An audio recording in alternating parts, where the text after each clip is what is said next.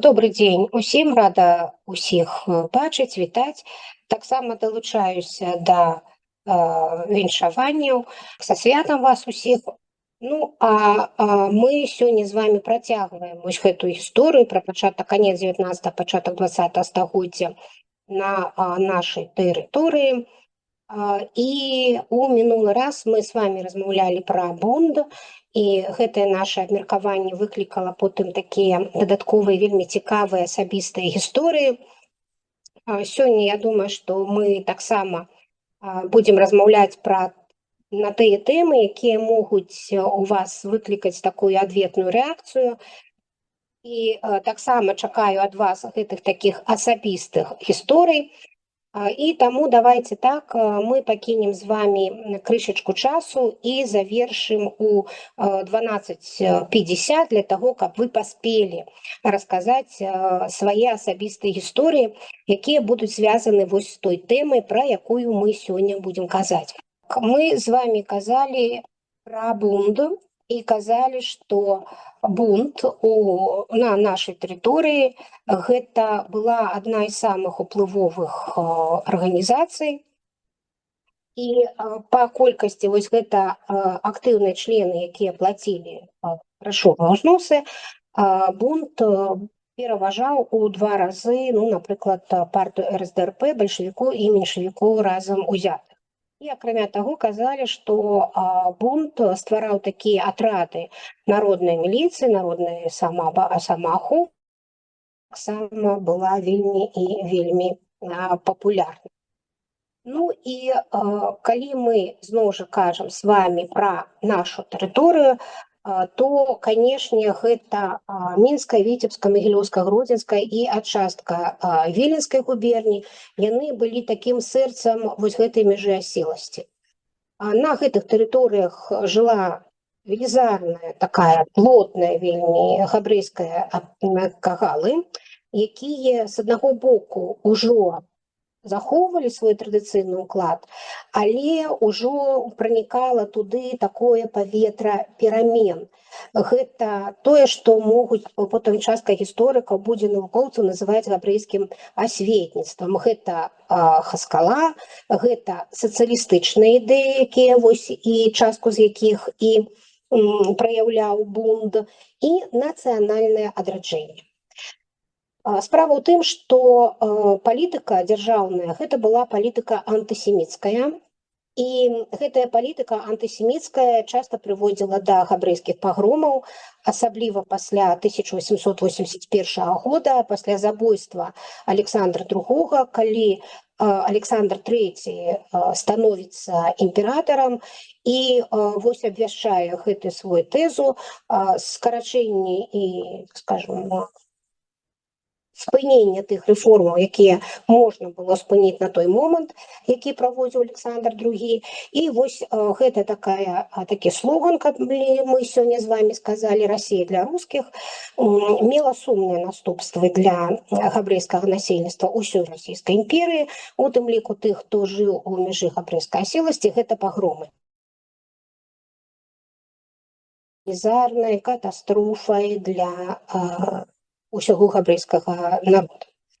І эканамічныя абмежаванні, і ўсё, якія існавалі ў адносінах да габрэяў, розныя, штучная перанасельнасць гарадоў. Гэта давала падставы работадаўцам плаціць меншыя заробкі, таму што працы не хапала на ўсіх, і трэба было, так скажем, работадаўцы, яны проста паставілі такія ўмовы рабочы клас, што мы не будзем павышаць вам заробак, ці мы за гэты заробак будзем плаціць вам крышачку больш, але будзем значна павялічваць рабочы дзень, вось гэты працоўны дзень. І такім чынам гэта ўсё стварала такое невыносныя абставіны існавання самого рабочага класа. І вось у гэтым усім з аднаго боку традыцыйна, з другога боку ўжо пачынаецца такое габрэйскае нацыянальнае адраджэнне, хаскала, саталістычныя ідзеі, дзейнасць бунта. І у гэтым усім таким котле, калі мы можна там сказаць, фарміруецца яшчэ адзін адказ на ўсе гэтыя вызовы, і гэтым адказам стане сіянізм, які таксама будзе на нашай тэрыторыі. Так, вось наш бунт, так, Крэмер. Так, ну і вось наш сіянізм. Хаві Цыён, ці той, хто любіць Сіён, і духоўны сіянізм Ахад Ха-Ама. І гэта было звязана з Тэадорам Герцэлем. Яшчэ да Тэадора Герцэля на тэрыторыі аселасці і ў тым ліку на тэрыторыі Беларусі існавалі палесцінафільскія гурткі. І галоўнай фігурай у гэтых гуртках стаў Ашер Гінзберг, які вось быў вядомы пад псеўданімам Ахад Ха-Ам, адзін з народа, калі перакласціся. Ён нарадзіўся в Украіне, але яго ідэі, вось гэта ідэя, так скажем, будаўніцтва габрэйскай дзяржавы самастойнай, яны фарміраваліся і знаходзілі самы жывы, так скажем, водгук менавіта на нашых землях. Гледзячы на тое, зноў жа кажу, што ён нарадзіўся в Украіне, а потым ён жыў у Адесе, але яго ідэі былі вельмі хутка распаўсюджаны і былі вельмі папулярны на нашых землях. Ахад Ха-Ам, ён крытыкаваў, напрыклад, палітычны сіянізм Герцэля. Ён сцвярджаў, што у Палестыне трэба ствараць не толькі дзяржаву для тых, каго гоняць, да, каго пераследуюць, але і ствараць духоўны і культурны цэнтр усяго габрэйскага народа, які вось гэты цэнтр павінен абнавіць яго дух і стаць такім своеасаблівым маяком для ўсіх габрэяў, якія жывуць у розным свеце. І вось гэта яго ідэі, гэта аснова духоўнага сіянізма. І ён пісаў вельмі класнае эсэ. Пісаў ён на цудоўным іврыце, і вось гэтыя, так скажем, эсэ былі вельмі папулярны на Беларусі.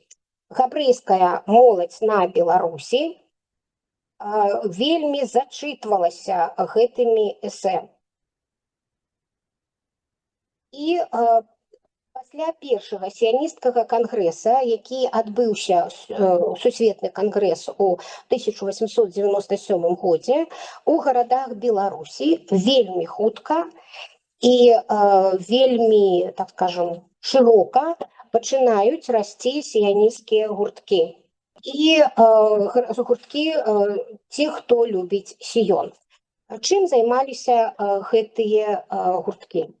Яны занималіся зборам сродкаў, яны збіралі шекелі, як гэта называлі, распаўсюджваннем ідэй і падрыхтоўкай алеі, падрыхтоўкай вось рэпатрыяцыі.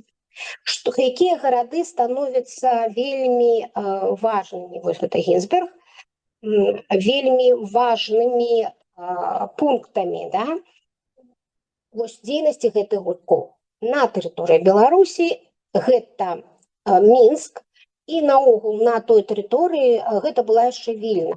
Памятаеце, мы казалі, што Вільню ў той час называлі літоўскім Іерусалімам.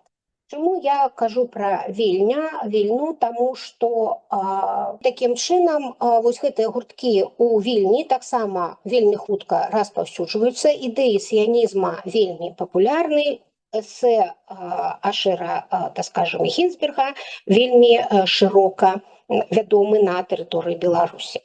Мінск становіцца месцам, ну, гэта базельскі кангрэс сусветны, а вось Мінск становіцца месцам правядзення другой усерасійскай сіянісцкай канферэнцыі ў 1902 годзе. Гэта быў, ведаеце, у пачатку 20-го стагоддзя вельмі такі незвычайны і важны крок. Таму што на гэты з'езд, на гэту канферэнцыю з'ехаліся 500 дэлегатаў. Як ставіліся да гэтага ўлады, да, вось да такой наогул ідэі правесці такую канферэнцыю, такі з'езд у Мінску. Трэба сказаць, што ставіліся яны не вельмі добра. Улады хацелі забараніць дзейнасць гэтага кангрэса. Аднак усё ж такі канферэнцыя сабралася, зноў жа паўтаруся, 500 чалавек, не менш 500 чалавек. І канферэнцыя зацвердзіла планы практычнай работы, нягледзячы на забарону ўлад. Таксама на тэрыторыі, вільня у нас літоўскі Іерусалім, на тэрыторыі Беларусі таксама актыўна дзейнічалі пааліцыён. Гэта рабочая саюза.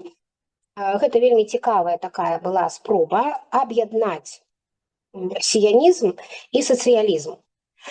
Вось тыя, хто быў, так скажем, членам пааліцыёна, яны выступалі за стварэнне ў Палестыне дзяржавы, якая будзе заснавана на габрэйскай працы і сацыяльнай справядлівасці. Вось такое спалучыць.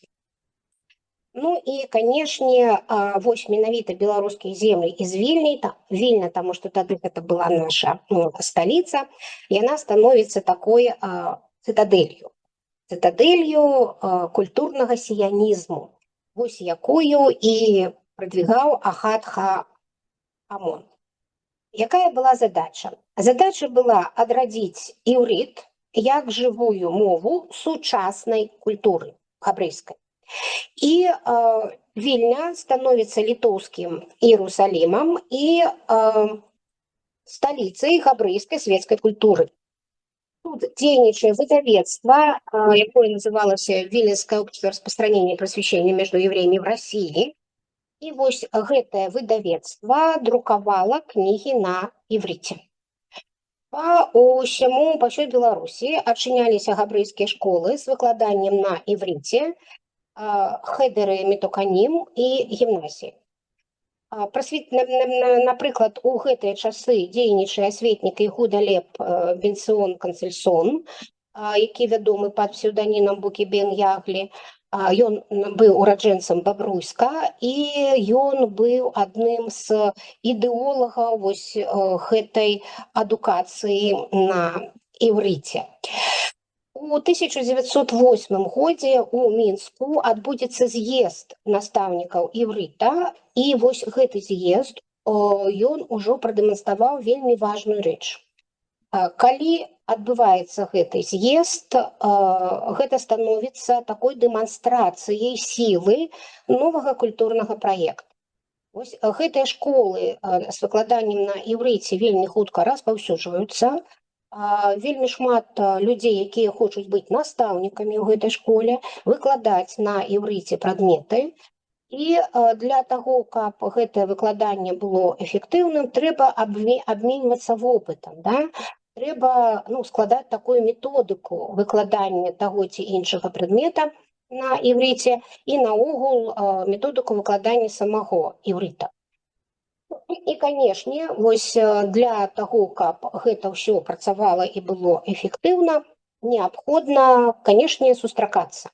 І вось у 1908 годзе у Мінску адбываецца з'езд настаўнікаў іврыта, дзе вось разглядаюцца ўсе гэтыя пытанні, як рабіць, што рабіць і, так скажем, у які бок рухацца далей, маючы на ўвазе адукацыю на іврыце. Ну і тут наступае рэвалюцыя 1905 года. І рэвалюцыя, якая ускалыхнула ўсё грамадства. Для сіяністаў гэта быў час роста і з аднаго боку і ўнутранага крызісу. Што я маю на ўвазе? Частка моладзі, якая разачаравалася у паступовай такой працы, што трэба крок за крокам рухацца спакойна, паважна да сваёй цэлі, вось гэтая частка моладзі, яна пайшла ў радыкальныя сацыялістычныя і нават там, скажем, тэрытарыяльныя рухі, ну, напрыклад, к серпу, гэта арганізацыя, якая шукала землі для аўтаноміі за межамі Палестыны. Але ўсё ж таки, калі мы кажам о сіянізме, то сіянізм як рух, ён устаяў. Да? І з'явіліся новыя формы. Узніклі сіянісцкія партыі, гэта агульныя сіяністы, сіяністы-сацыялісты і рэлігійныя сіяністы мізрахі. Моладзевыя рухі, асобую папулярнасць набіраў рух Цирей-Цион, гэта моладзь Сіёна. І вось гэтая арганізацыя Цирей-Цион, яна рыхтавала хацуанераў, гэта піянеры, к сельскагаспадарчай працы ў Ізраілі. Гэта было важна, таму што законамі Расійскай імперыі габрэям было забаронена займацца сельскагаспадарчай працай. Што гэта значыла на самом рэч, да? Гэта значыла, што моладзь, ну і не толькі моладзь, а габрэйскае насельніцтва вельмі слаба разбіралася ў сельскай гаспадарцы. Сельская гаспадарка як асноўны, так скажем, занятак для жыцця, ён быў малавядомы для габрэяў. І гэта была не тое, што, так скажем, ну, яны не хацелі гэтым займацца. Справа ў тым, што калі табе на дзяржаўным узроўні некалькі стагоддзяў, да, забараняюць займацца сельскагаспадарчай дзейнасцю, то ты не ведаеш, як трэба гэтым займацца на вельмі сур'ёзным узроўні. Гэта не агарод, да, які там пару градак, гэта зусім іншыя аб'ёмы, гэта зусім іншая галіна эканомікі. І вось гэты Цирей-Цион, яны рыхтавалі моладзь для таго, каб вось працаваць на зямлі. І хто з вас цікавіўся, ўсё ж такі, калі адбывалася гэтая, так скажем, рух у Палестыну, і там ствараліся першыя кібуцы, як цяжка было моладзі, якая была апантана ідэалагічна апынуцца і рада была апынуцца на зямлі абітаванай, але як ім цяжка давалася ўсё, што было звязана з сельскагаспадарчай працай. Як мала у іх было практычных ведаў і як жыццё і вось гэтыя асаблівыя кліматычныя умовы, якіх там сустрэлі, дыктавалі ім, што трэба вельмі хутка вучыцца і набываць вось гэтыя практычныя веды. Так, прайшоў час, і сёння Ізраіль – гэта краіна, якая можа ганарыцца сваім сельскім гаспадаркай у такім складаным рэгіёне, да, вось з такім складаным кліматам. Але ў пачатку 20-го стагоддзя ўсё было не так важна. Ну і хто былі такія значныя асобы, ураджэнцы Беларусі у сіянісцкім руху? Перад вами Менахем Усышкін, Менахем Мендел Усышкін. Ён нарадзіўся ў Дуброўна, у Магілёўскай губерніі, і ён адзін са сталпоў сусветнага, падкрэсліваю, сусветнага сіянісцкага руху. Ён быў прагматыкам і ён быў прыхільнікам сінтэтычнага сіянізму. Што маецца на ўвазе? Гэта такое аб'яднанне палітычнай і практычнай работы. Пазней ён узначаліў габрэйскі нацыянальны фонд, гэта Керен Каем ле Ісраэль, які вось менавіта і купляў зямлю ў Палестыне. Другая асоба – гэта Іцхак Езерніцкі. Ён нарадзіўся ў Ружанах, гэта зараз Брэсцкая вобласць, гэта была Гродзенская губернія, і ў юнацтве ён далучыўся да сіянісцкага руха Халуц. Потым ужо ў Палестыне ён стане лідарам падпольнай арганізацыі Лехі, і потым ён будзе 7-м прэм'ер-міністрам Ізраіля. Ён будзе двойчы узначальваць урад Ізраіля, але на карце Тель-Авіва, напрыклад, няма яго імя. Ну і гэта, так скажем, такая цікавае пытанне, гэтае пытанне час ад часу падымаюць, таму што ён пражыў на тэрыторыі Тель-Авіва ну, як пішуць, ён жыў у горадзе без перапынку. Прыехаў ён з Варшавы ў Ізраіль у 20 гадоў і з канца 30-х гадоў да самай смерці ён будзе жыць у Тэль-Авіве. Ну, да сённяшняга часу вось не ушанавалі памяць аб гэтым чалавеке. Ну, можа быць, хутка наступіць. Наступны гэта Меер Бара Ілан ці Меер Берлін. Ён нарадзіўся у Воложыне і скончыў знакамітую валожынскую ешыву, і ён стане лідарам рэлігійнага сіянізма, мізрахі.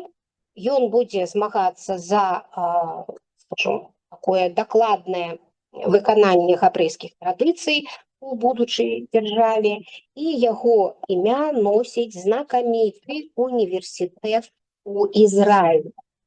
Гэта універсітэт Бар-Ілан, ён заснаваны ў 1955 годзе, і універсітэт быў створаны з мэтай стварыць такія зручныя рамкі для, так скажем, таго, каб аб'яднаць рэлігійнае габрэйскае навучанне і светскае вышэйшае навучанне.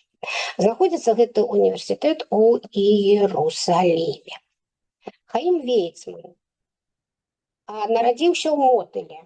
Да, гэта Гродзенская губернія была, пад Пінскам зараз гэта Брэсцкая вобласць. Я думаю, што вы ведаеце, што ён быў хімік, але яго станаўленне не толькі як хіміка, але як і сіяніста адбылося ў Пінске, ну, а потым ужо у заходняй Еўропе. Ну і будучы прэзідэнт Ізраіля Хаім Вейцман будзе ключавой фігурай у палучэнні дэкларацыі Бальфора. Зеў Жабацінскі ці Уладзімір Жабацінскі, ён нарадзіўся у Адесе, аднак вось яго погляды і аратарскі талент, скажем, праявіліся, як, так скажем, аграніліся як, так скажем, дыямант у час вучобы ў Берне і ў час паездак па габрэйскім мястэчкам Беларусі і Літвы. Напрыклад, яго прамова на другім сіянісцкім з'ездзе ў Мінску 1902 года вось стане фурорам, то есть тое, што і такую, якую прамову ён сказаў. І пазней ён стане стваральнікам канцэпцыі габрэйскага легіёна і лідарам рэвізіянісцкага сіянізму. Крышачку цікавых фактаў. Яшчэ, да? Ну, вось вы бачыце будынак Мінскай харальнай сінагогі на рагу вуліц Серпуховскай і Каломенскай. У гэтай сінагогі праходзілі нелегальныя сходы сіяністаў, у тым ліку і канферэнцыя 1902 года. І для сіяністаў гэта было такое месца сілы. Сродкі на гэту харальную сінагогу былі сабраны габрэямі горада па ініцыятыве вядомага ў той час вучонага у галіне лячэння сухоты, гэта туберкулёз, эндакрыналогіі і педыятрыі, звалі гэтага доктара Осіп Лунц. Ён памрэ ў 1930 годзе, да, быў вельмі вядомы доктар у Мінску, і вось ён менавіта прапанаваў сабраць грошы на будаўніцтва вось гэтай сінагогі. Ну і на ахвяраванне самого доктара Осіпа Лунца і купілі вось гэты кавалак зямлі ў цэнтры горада і будаўнічыя матэрыялы. Які быў сумны лёс сінагогі далей, ну, крышачку скажу, каб ужо завяршыць. У 21-23 годах харальная сінагога будзе зачынена, потым савецкая ўлада пераробіць будынак пад рабочы клуб, праз год гэты рабочы клуб стане домам культуры. Ну, а ўжо ў 1926 годзе сінагогу перададуць у аренду Белдзяржкіно і створаць там кінатэатр «Культура». І у дзень адкрыцця гэтага кінатэатра Там пакажуць першую беларускую карціну, гэта лесная быль. Гэта першая беларуская мастацкая карціна гукавая у гісторыі беларускага кінематографа. І вось менавіта для паказа гэтай карціны улады Мінска і савецкай Беларусі выберуць будынак былой сінагогі. Чаму? Таму што казалі ўлады, што з улікам спецыфікі архітэктуры зал, які яны зрабілі, зал для гледачоў, валодаў вельмі добрай акустыкай. І гэта выкарыстоўвалі потым не толькі як кінатэатр, выкарыстоўвалі як такую канцэртную залу. Менавіта тут перад жыхарамі Мінска выступалі Владзімір Маяковскі і Леанід Уцёсаў. І з 1931 года гэты будынак ужо займаў беларускі дзяржаўны габрэйскі тэатр. У час вайны частка гістарычнага гэтага аб'екта проста загарэла, і пасля вайны яго вырашылі перабудаваць на новы савецкі лад. І сёння тое, што мы з вами бачым, з першапачатковым мала што, скажем, можам убачыць, а былой раскошы фасада нам могуць сказаць толькі бакавыя фасады. І ў 1949 годзе будынак перадаюць рускаму драматычнаму тэатру імя Горкага, і гэты тэатр да сённяшняга часу і існуе, але пад іншай назвай. Таму што у 1994 годзе яму далі званне акадэмічны, а ў 1999 нацыянальны.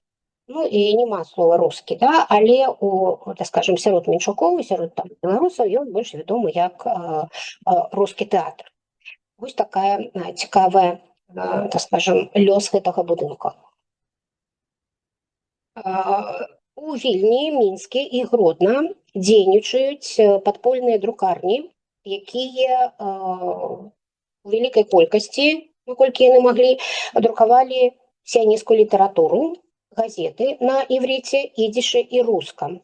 І гэтая такая друкаваная прадукцыя, яна распаўсюджвалася не толькі на тэрыторыі Беларусі, але тайна распаўсюджвалася па ўсёй расійскай імперыі. Узнікаюць халуцыянскія фермы. Для падрыхтоўкі жыцця ў Палесціне ствараюцца вось такія сельскагаспадарчыя фермы. І ў якасці прыклада можна прывесці Пухавічы пад Мінскам, недалёка, у раёне Пухавічаў. Маладыя людзі, часта з сем'яў лавачнікаў ці рамеснікаў, яны вучыліся пахаць зямлю і даіць кароў. Таму што, зноў жа кажу, такога практычнага навыка ў іх не было. Адбываецца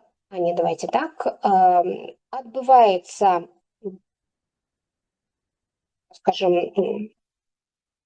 лютаўская рэвалюцыя 17-го года, і сіяністы будуць вельмі актыўна змагацца за барацьбу за нацыянальна-культурную аўтаномію габрэяў у межах новай дэмакратычнай Расіі.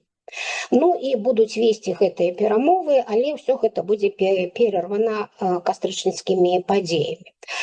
Такім чынам мы можам з вами сказаць, што ў Беларусі адбывалася такая даволі вострая ідэйная барацьба паміж сіяністамі і бунтам. Бунт выступаў за аўтаномію габрэйскай культуры на ідыш і сацыялістычную рэвалюцыю ў дыаспаре. І гэта прыводзіла нават да таго, што бунт таксама ж быў папулярны, і яны адкрыта дыскутавалі з сіяністамі, дыспуты збіралі сотні слухачоў, потым гэта ўсё неслася ў сем'і, і некаторыя сем'і стаялі на розных, нават у адной сям'і маглі быць розныя пазіцыі па гэтаму пытанню. К 1917 году на беларускіх землях сіянізм быў такім магутным, шматгранным рухам, які меў такія глыбокія корні ў народзе. Ён даў будучай дзяржаве Ізраіль не толькі ідэі, не толькі вось гэты культурны сіянізм Ахад Ама і сацыялістычны сіянізм Палей-Цыёна, але і кадры. Тысячы падрыхтаваных на гэтых фермах галуцыянцаў, яны складуць аснову другой, гэта 1904-1914 і трэцяй 1919-1923 алей.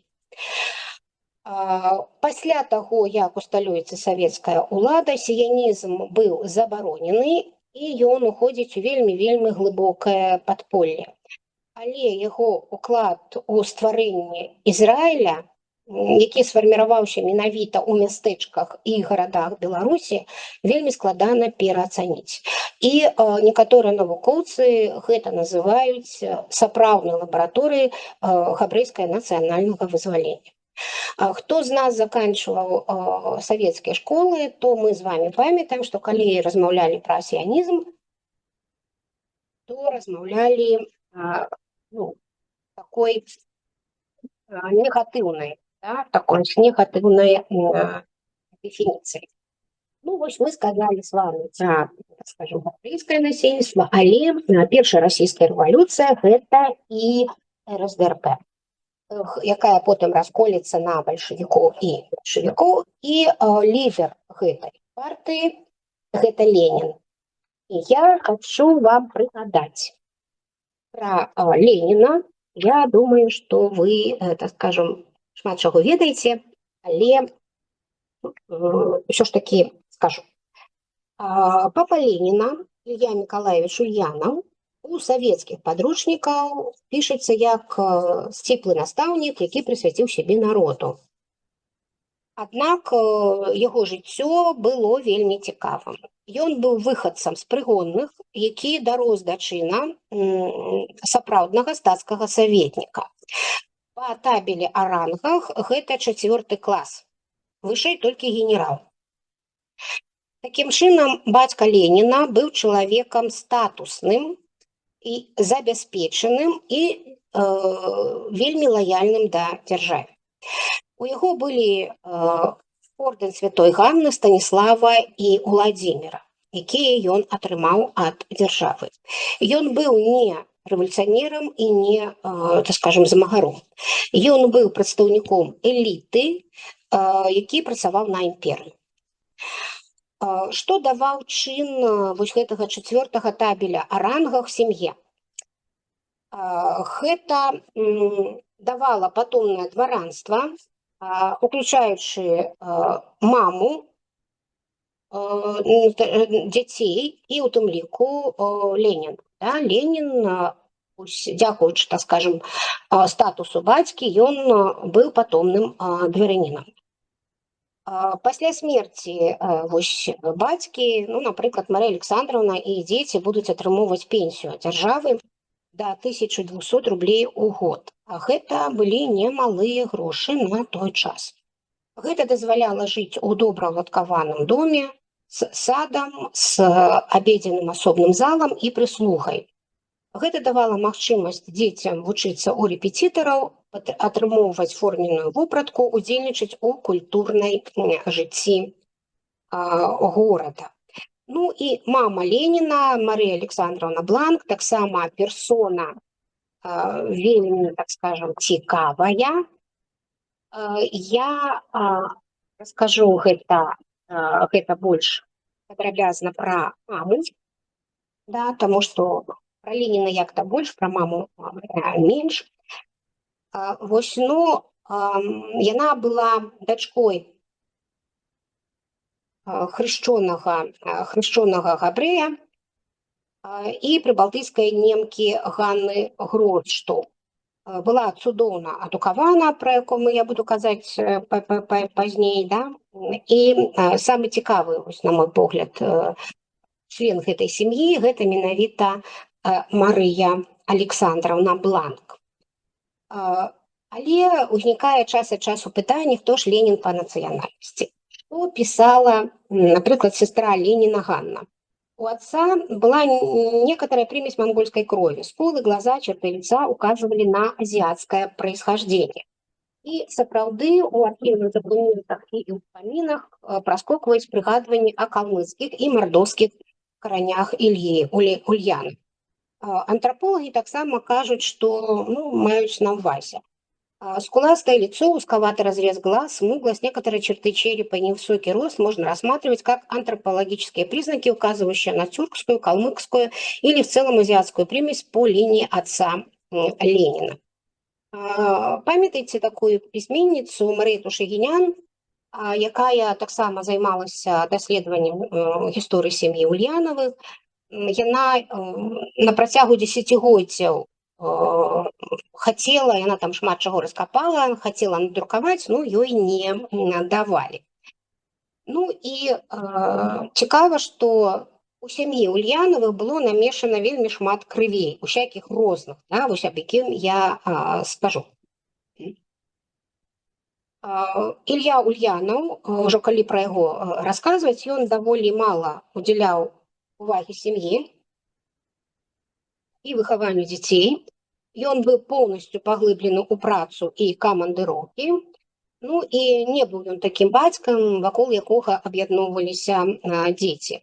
Нават калі ён бываў дома, то ён не любіў гэтыя сямейныя вячэры, пасідзелкі, ён не любіў вельмі шмат праводзіць часу не толькі з дзецьмі, але і з жонкай. І аўтарытэт у сям'і быў у маці, таму што менавіта яна займалася всеми, так скажем, справамі, і калі Ілья Мікалаевич паяўляўся дома, ён гэта ўсё бачыў, хто ў доме галоўным, і яго гэта не ўстрайвала, і ён нічога не мяняў у гэтай, ён проста часта ездзіў у інспекцыі і дома амаль што не з'яўляўся.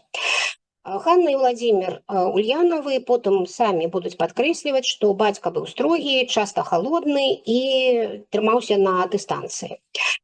Можа быць, гэта было звязана з рознасцю поглядаў з жонкай і паступовага гэтага холада, які можа наступаць час ад часу паміж мужам і жонкай. Таму што Ілля Мікалаевич прытрымліваўся такіх поглядаў патрыархальных больш, а Марыя Александраўна, яна была больш такога еўрапейскага і ліберальнага погляду. І вось мы бачым сям'ю Ульянавых. Калі паглядзець на радаслоўную Леніна, то трэба сказаць, што радаслоўная Леніна да канца 80-х гадоў была пад замком, калі можна так сказаць, таму што яго радня была даволі пёстрая. Шляпнік са Швецыі, ювелір з Петербурга, доктар Габрэй і гравёр Акадэміі художеств. Гэта ўсё тое, што было ў дрэве сям'і Ульянавых бланк. Вось такое было з боку маці, падкрэсліваю. Дзед Леніна па маме гэта Александр Бланк, ён нарадзіўся ў Жытоміры. І вось Ісраэль, ці мы можам сказаць, што Цруль, гэта таксама традыцыйнае габрэйскае імя. Бланк хрысціўся, стаў Александрам Дмітрыевічам і зрабіў ашаламляльную кар'еру. Ён пачаў з простага доктара і даслужыўся да чына стацкага саветніка. Гэты чын стацкага саветніка даваў права на патомнае дваранства разам з усімі ільготамі для сям'і. Такім чынам, мама Леніна таксама валодала гэтым правам патомнага дваранства. Александр становіцца Бланк відным папулярызатарам медыцыны і наватарам у медыцыне. Ён уводзіць новыя метады лячэння, і да яго апарат прыслухоўваецца шмат хто, ён робіць бліскучую кар'еру, і да яго звяртаюцца нават міністры. Такім чынам, Бланк вельмі каштоўны для краіны чалавек, таму што у тыя часы вопытных і актыўных дактароў у расійскай імперыі не хапала. а людзі хварэлі і міністры у тым самым. А бабуля па маме Анна Гросштоп, яна была родам з прыбалтыйскіх немцаў і шведаў. І вось менавіта у бабулі, да, вось у жонкі Александры Бланк, вельмі шмат у яе раду выкладчыкаў універсітэтаў і акадэмікаў. Вось па лініі Гросштоп Эстэрт былі гравёры акадэміі мастацтв, аптэкары, настаўнікі і ювеліры. А Карл Фрідрых Эстет, гэта прадзед Леніна, выкладаў у Петербурзе. І частка гісторыкаў сучасных нават жартуе, калі называюць радаслоўную Леніна этнічнай энцыклапедыяй Расійскай імперыі. Усё, што магло перамяшацца у Российской империи, усё перемешалось. В предках вождя встретились калмыки, немцы, шведы, евреи, мордвины и чуваши. Родословная Ленина – это энциклопедия этнического разнообразия России, писал историк-архивист Усачев.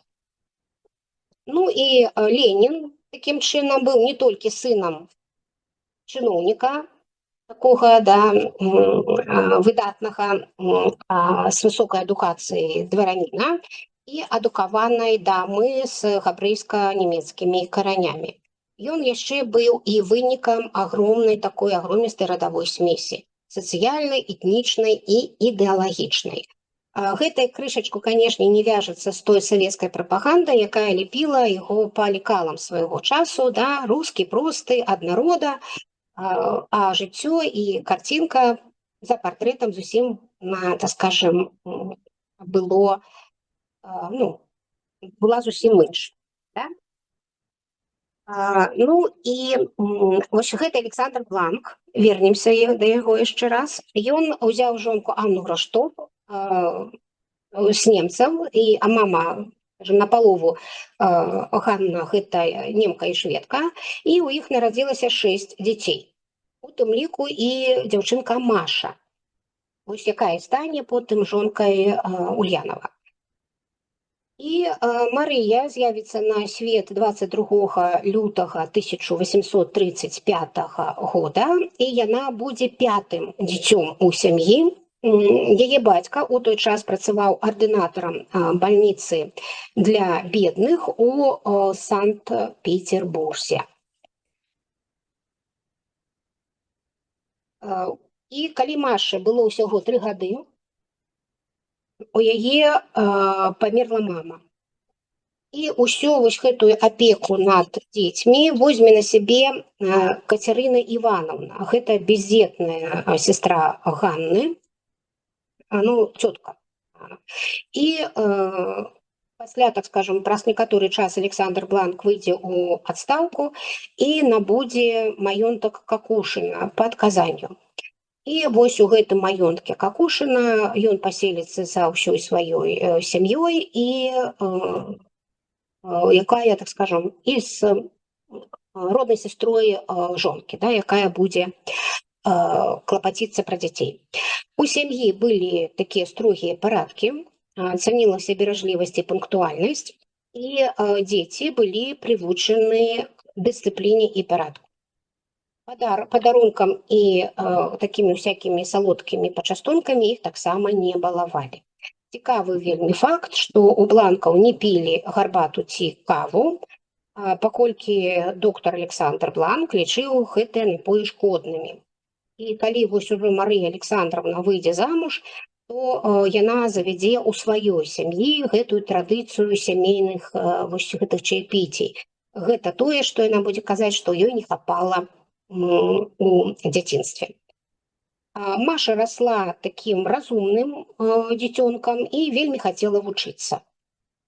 Яе сям'я не была бедная, яны не былі такімі галоднымі, але, скажем, сродкі ў яе былі абмежаваныя, таму што было шмат дзяцей, і дзяўчынкам давалі хатнюю адукацыю.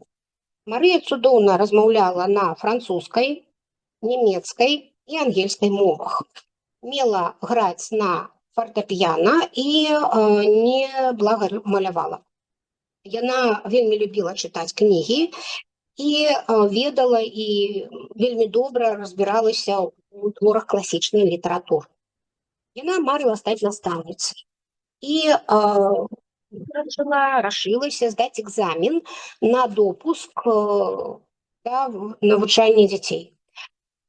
Педагагічнай адукацыі ў яе не было, у яе была добрая вельмі, але хатняя адукацыя, і у тыя часы трэба было прайсці атэстацыю на званне настаўніка. І гэтая атэстацыя, калі ты праходзіш, яна давала права на выкладанне. Экзамен быў дастаткова складаны. І вось тут пры падрыхтоўцы гэтага экзамену у яе з'явіўся памочнік. Справа ў тым, што яе сястра Ганна была ўжо ў той час замужам за Веретеннікавым. Гэты Веретеннікаў, ён быў настаўнікам і чалавекам прагрэсіўных поглядаў. І вось да іх на гарбатку прыходзіў малады педагог. І гэтага маладога педагога, як вы ўжо здагадаліся, звалі Ілля Мікалаевіч Ульянаў. Менавіта ён сказаў, што я дапамагу разумнай і прыгожай Марыі з экзаменам, і ў адказ яна давала яму урокі ангельскай мовы, такой разгаворнай па-рускі, да? Ну, падрыхтоўка шла цудоўна, Марыя Бланк паспяхова здала экзамен і атрымала вось гэтае пасведчанне аб праве навучаць дзяцей. Яна ім вельмі ганарылася і захоўвала яго да канца сваіх дней. Аднак папрацаваць настаўніцай, як вы ўжо здагадаліся, ёй не давялося. Яны з Іллёй Мікалаевічам так, скажем, увлеклись узаемным навучаннем, што ўжо пасля таго, як яна здала экзамен, яны ўжо не здолелі расстацца, і 25 жніўня 1863 года яны абвянчаліся. І больш 20 гадоў яны пражывуць разам. Шмат цяжкасцей, шмат праблем, але ўсё раўно яны былі шчаслівыя. Ілля будаваў кар'еру. У 1869 годзе ён быў прызначаны інспектарам народных вучылішч, і сям'я пераехала ў Сімбірск. Менавіта тут 10 красавіка 1870 года, гэта па старому стылю, тут у іх народзіцца сын Уладзімір, да, вось якога мы будзем ведаць ужо як Ленін. Спачатку сям'я будзе жыць на з'ёмных кватэрах, якія дастаткова часта будуць мяняць, але ж потым усё ж такі яны набылі свой дом. Усяго у Ульянавых было 8 дзяцей. 2 дзяцей памерлі яшчэ будучы маленькімі, і 3 сыны і 3 дачкі было у сям'і, ну і хлапот таксама хватала. Аднак, дзякуючы не з такой супер беражлівасці Марыі Александровны і яе уменню весці дом з такой вялікай колькасцю дзяцей, у дзяцей заўжды было ўсё неабходнае. Ну і вось даследчыкі Леніна кажуць, што вось гэтая непрыхатлівасць у ежы і вопратцы у Владзіміра Ульянава гэта ад мамы. І Марія Александровна ў сваёй сям'і увяла такія ж строгія парадкі, якія былі ў яе ў дзяцінстве. Усе рана вставалі, па раскладу елі і прыступалі да заняткаў. Пры гэтым крыкі ў сям'і не дапускаліся і дзяцей не наказвалі целесна. Ну і ў гэтым плане гэта была такая прагрэсіўная і інтэлігентная сям'я, даволі дружная і працалюбівая. Ну і, канешне, калі мы, можна так сказаць, што я думаю, што нават у страшным сне Марыя Александровна не магла сабе уявіць, што яе паслухмяныя і адукаваныя дзеці амаль усе у большай ці іншай меры стануць рэвалюцыянерамі. Яна да гэтага іх не рыхтавала. Яна была чалавекам прызямлённым і практычным. Яна да мелачэй прадумвала дамашні быт і сістэму адукацыі для кожнага дзіцёнка. ад рэвалюцыйных ідэй яна была совершенно далёкая і марыла, каб яе дзеці пражылі такое жыццё, такое чэснае і з такой адданай сваёй працы, як бацька. Ну і цікава, што вось старэйшая сестра Ганна, яна у сваіх успамінах будзе казаць, што бацька быў глыбока веруючым чалавекам Леніна, а вось маці была не багамольнай і магла аднолькава наведваць як рускую царкву, так і нямецкую. А вось цётка, якая васпітала Марыю Александровну, яна была лютэранкай, да? І гэта наклала, так скажем, такі адбітак на характар мацеры, але не зрабіла яе набожнай. Ну і цікава, што Марыя Александровна, яна вельмі шмат рабіла намаганняў, хлапатала, каб яе дзеці ўжо 100% былі прызнаны менавіта патомнымі дваранамі, таму што муж не арыстакрат па народжанню, а дваранскі тытул атрымаў за вось гэтую службу на ніве народнай адукацыі, а для Марыі было вельмі важна, каб яе дзеці лічыліся дваранамі, і трэба сказаць, што яна дабілася свайго. Яна дабілася, што яе дзеці яе і Ільі Мікалаевича Ульянова былі прызнаны патомнымі дваранамі. Так што вось у вождя пралетарыята па каранях вельмі мала было з пралетарыятам. Да наступнай сустрэчы. Да пабачэння. Рада ўсіх была бачыць, чуць.